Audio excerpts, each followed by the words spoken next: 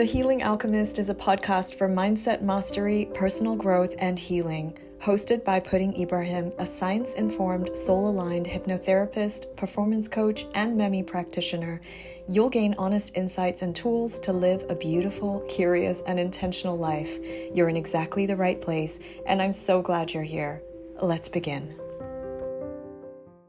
Hey, beautiful human. Welcome back to the podcast. Today's episode is all about exploring the topic of limiting beliefs, specifically those we pick up in childhood and how they are actually related to hypnosis. So I was actually thinking about this a lot yesterday, and it's a concept that I share with my clients frequently, that I talk about frequently, but that I also have to remind myself of every now and again, because truly, in this human experience, nothing and no one is perfect.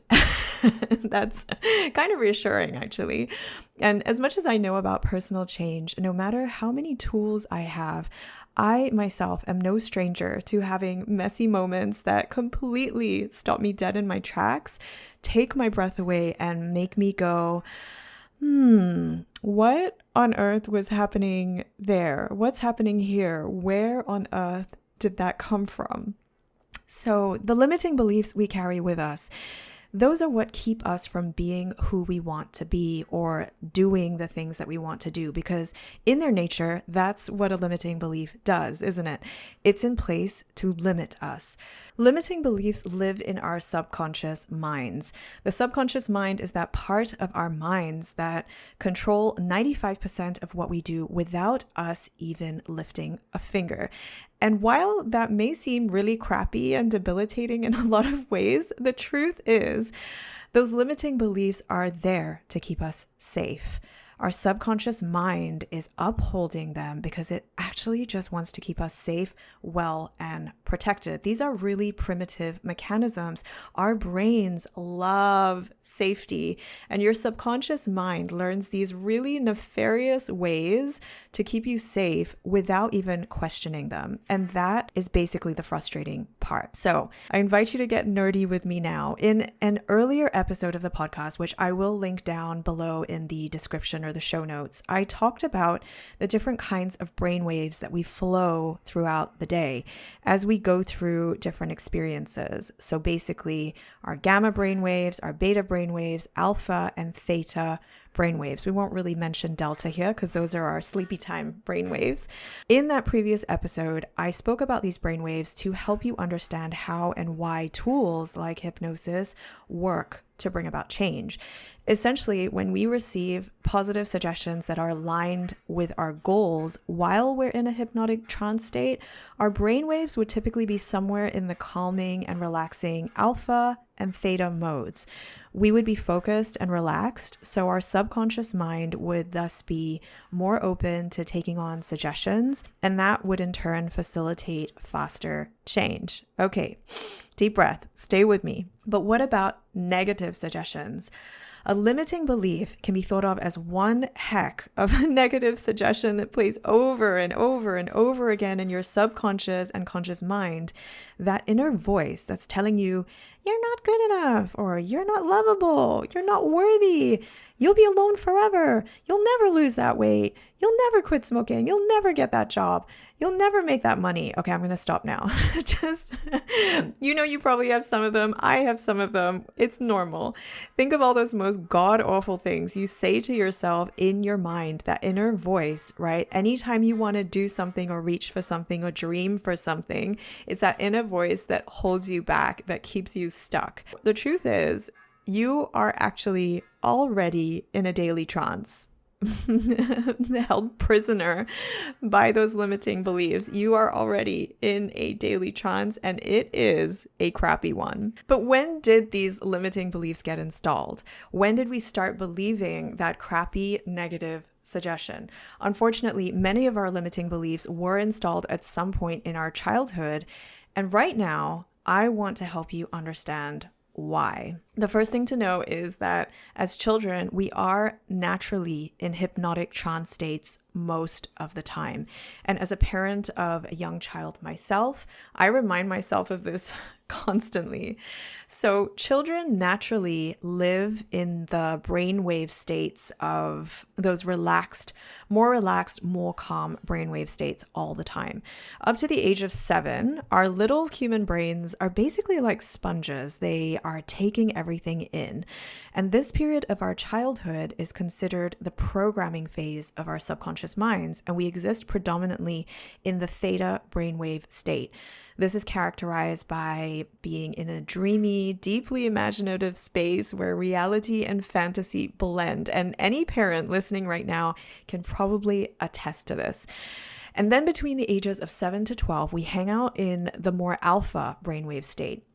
This is typically more relaxed, more curious, but still really open to suggestion. Now, after the age of 12, that's when we begin spending more time in the beta brainwave state. And this is where analytical thinking and skepticism start kicking in. Those wonderful teenage years. And then that takes us right into the codswallop of adulting. It's all starting to make sense now, right?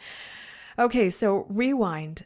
Go back to when you were 4, 5, 6 years old, basically before the age of 7. You were basically in a walking trance state all the time.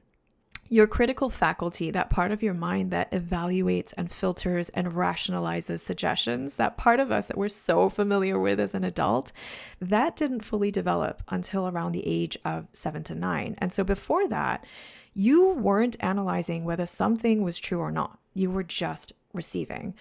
Wide-eyed, absorbing every look, every tone, every offhand comment. Before the age of 7, we all took things in literally and globally. What does this mean? An example, it means that we maybe had said things to ourselves at that age that sounded like, oh, getting this bad grade means I'm stupid, or mommy's really angry, I must be bad. In addition to these assumptions that we made about ourselves at that very young age, we also, on top of that, took in direct suggestions from authority figures around us that also made us believe things like, I'm too much, I'm too loud, I'm too sensitive, I'm not smart, I always mess things up. And these could have been in the form of something as simple as a teacher's sigh or a parent's sharp word on a really, really stressful day. And this is essentially why childhood is considered a naturally hypnotic phase, and why emotional experiences during this time become the foundation of our core beliefs. So, putting the pieces together, it's really easy to see how positive words and suggestions during this early development stage built our empowering beliefs that we carried into adulthood. But what about those pesky limiting beliefs? Okay, so for most of my clients, when we uncover the childhood root of their limiting beliefs, the experiences they tend to go back to are rarely calming or relaxing, which, if you remember, are the hallmarks of being in a hypnotic trance if we're talking about brainwave states. In fact, what they discover is that these moments were actually extremely distressing or emotionally charged, the moments that basically these quote unquote negative suggestions were delivered. For instance, let's say you got scolded by your teacher in front of your whole class, or you were crying in your room after being told by your parents that you were a huge disappointment because of something that you did that might have been pretty mundane in the grand scheme of things. And you might be wondering now as you reflect on those moments, was I really in a relaxed, suggestible state then? Was that really a hypnotic state? Okay, so the truth is, no, you probably weren't. You were probably in a really heightened emotional state, one where maybe you felt intense shame or intense anger or fear or guilt or maybe even grief. But here's why that quote unquote negative suggestion stuck. It's because emotionally intense moments create what's called a neuroplastic window. Now, side note here, I talked about neuroplasticity and its integral role in creating change in an earlier episode, which again, I'll link in the show notes if you want to go back and explore that. But getting back to this idea of a neuroplastic window, all you need to know about this term is that a neuroplastic window is essentially like your brain's recording mode. So normally your brain is busy filtering out a lot of what's going on around you. And it's really, really efficient at doing that, like a computer running in the background.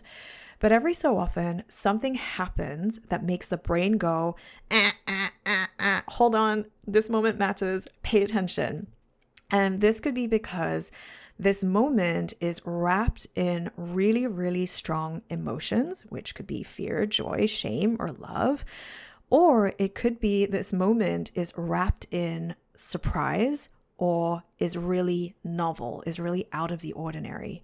So these emotionally intense moments act as triggers for your brain's record button. Your brain essentially becomes flooded with neurochemicals like adrenaline, cortisol, dopamine. Your attention narrows, your mind is focused, and you remember everything. And this actually mimics the conditions that are found in hypnotic trance states. So even though you weren't calm, you were still incredibly absorbent, incredibly sponge-like when that record button was triggered in your brain. And now, side note, because of this, I actually align with quite a few trauma therapists who say that trauma is its own form of hypnosis. A negative hypnosis where it installs beliefs directly into your brain, into your subconscious mind, and your nervous system. There's no critical filtering, there's no questioning. It is literally just imprinted immediately. And that, my beautiful friend, is how easily and quickly a belief can be formed. So to recap, here's the trifecta of how your limiting belief might have been shaped during your childhood. First, there was an authority figure. Someone you trusted, like a parent, a teacher, a sibling, or a peer. Second, that authority figure knowingly or unknowingly delivered a suggestion. For example, you're too sensitive, or you're a disappointment and you'll never be good enough, or you're bad. And finally, 3, all of that was accompanied by a resulting emotional charge within you. And that could be shame, embarrassment, fear, grief. And that, my friends, is the trifecta. That's all it takes for the subconscious to trigger that record button and accept it as a truth. So even if a child is screaming or crying, their baseline neurological state is actually still far more trancey and suggestible than an adult, even though it doesn't seem like they're in a relaxed mode. You can think of it as, again, that sponge-like quality where even though they're screaming and crying, they're still very wide open and suggestible. Now, what happens if you hear that suggestion more than once? What happens if you experience it in different variations over time? Well, that belief becomes cemented. Your subconscious mind will essentially do everything it can to support that belief because that, my friends, is how it works.